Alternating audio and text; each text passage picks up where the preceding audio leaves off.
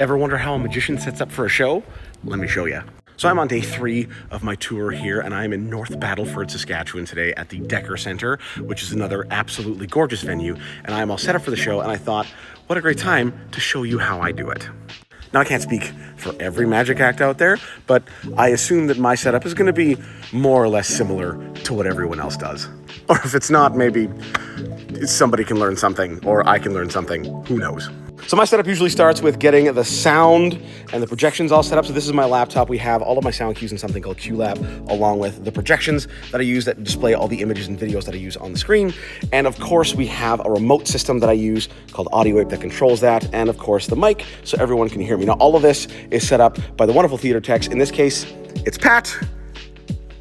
Thank you, Pat. Anytime.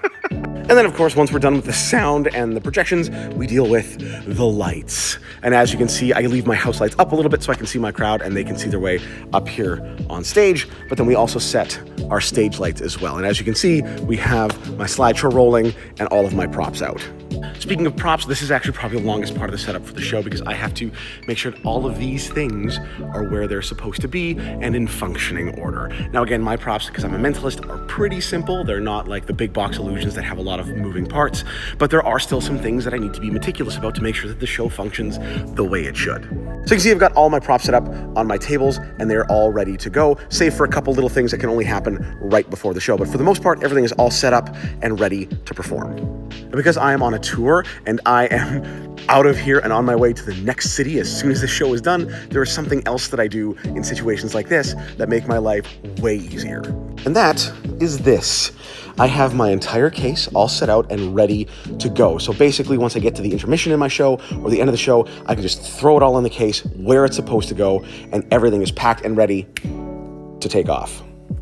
Now, this all may sound pretty simple, but to be honest, this is a skill that I've honed over the past decade plus. And while I now have it down to a science, it took a lot of trial and error to find out the most efficient way to set all this up. And realistically, I can load into a theater in about an hour and a half, 2 hours, and load out in about an hour and a half, 2 hours, as long as everything goes smoothly and to plan. But that is the setup for the show here at the Decker Centre in North Battleford, Saskatchewan today. Now, doors open in about a half an hour, so I should probably go get changed.